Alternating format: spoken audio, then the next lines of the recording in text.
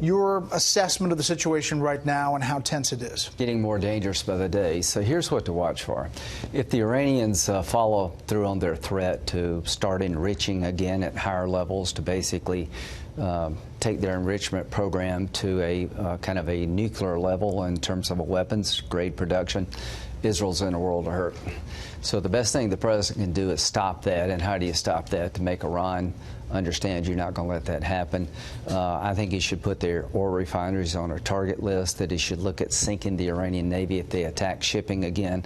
But what I worry the most about is a conflict between Israel and Iran, and we're going to come to Israel's aid if that happens. But, you know, asked about the oil tanker attacks on Tuesday, Time magazine quotes the president as saying this: so far, it's been very minor.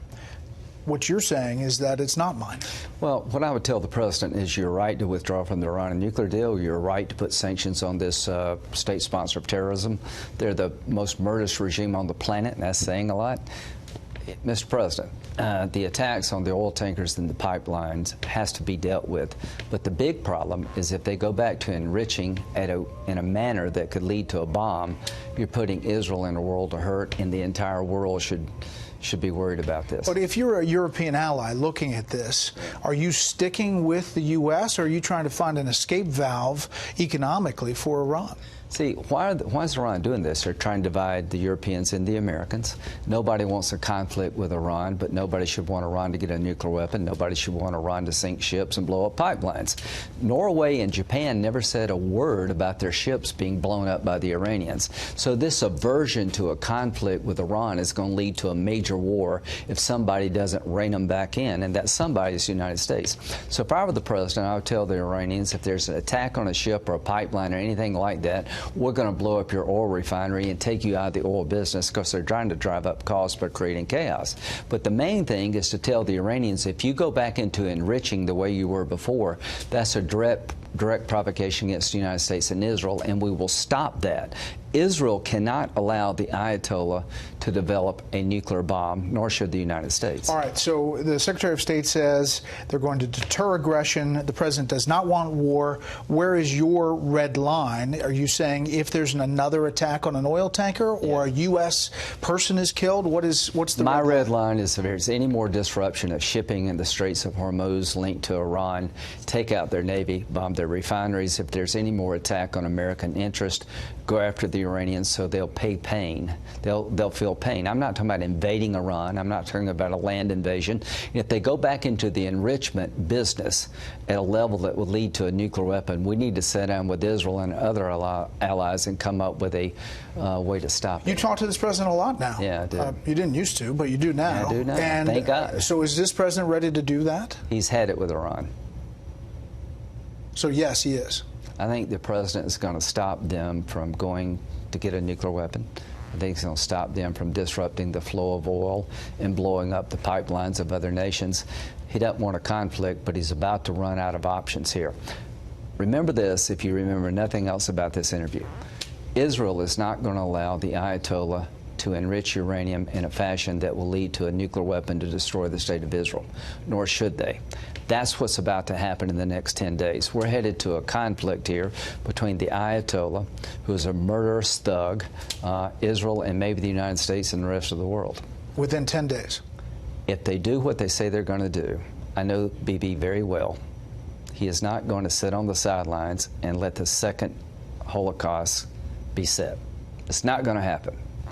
All right, there's a UN report out about the Saudis and the Crown Prince. It says, quote, every expert consulted finds it inconceivable that an operation of this scale could be implemented without the Crown Prince being aware at a minimum. Talking about the killing of Jamal Khashoggi.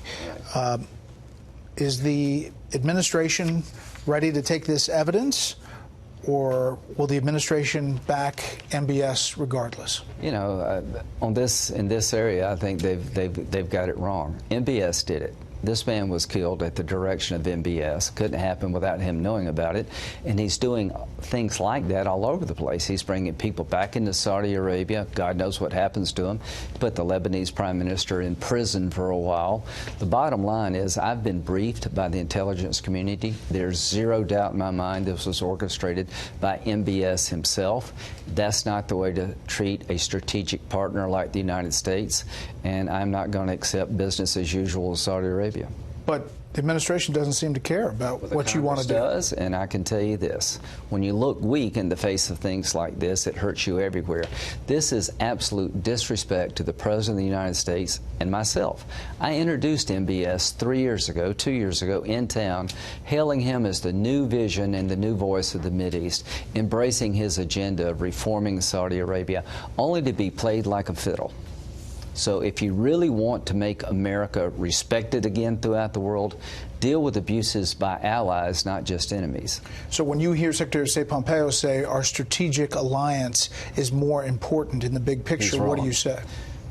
They would be speaking Farsi in Saudi Arabia if it wasn't for us. They're not protecting America from Iran. There's no amount of oil they can produce. There's no threat from Iran that will allow me to justify this behavior. A strategic ally has to act in accordance with the relationship meaning something. How do you murder somebody, chop them up in a consulate in a foreign country, and expect the United States to give you a pass because you produce oil? That would be a huge mistake. You're on the Senate Armed Services Committee. Did you know Patrick Shanahan's past and the stuff about domestic violence before yesterday? I'd heard about it. I didn't know the details. Does the administration have a vetting issue after this or before this? You need to ask them. All I can say is that we need a new Secretary of Defense. The Secretary of Army, Esprit's a great guy, he'd be a good Secretary of Defense, but we're having a conflict with Iran. We're going into budget negotiations with the Congress. We need leadership at the Department of Defense. I like President Trump's foreign policy, but we need a Secretary of Defense that has his competence that can get confirmed in a permanent fashion. Obviously, he was Deputy Secretary. He was approved in your committee. Yes. So I think there's a pathway forward. Let's just use it. A couple more things. You heard the story about Joe Biden getting heat from Democrats about talking about his time in the Senate. Your thoughts about that? If you want me to give you a list of why I can't deal with you because I disagree with you, I can make a long list for everybody running for president on the Democratic side. If that becomes the norm, that we can't work with somebody because of whatever position they take we don't like, then it's over. Joe Biden did nothing wrong by working with a duly elected senator from a state, from a past that we now try to move on from. What he was trying to say is that I work with people that I didn't agree with for the good of the country. He spoke at Strom Thurmond's funeral. Now, does that mean that he agreed with Strom Thurmond, the Dixiecrat candidate? No, that means that over a 30-year period, they got to know each other, had definite differences, but they found a way to do business. So if you can't do business with the other side, where does this country go? And to my Democratic friends, I can find a lot of things you said I don't like.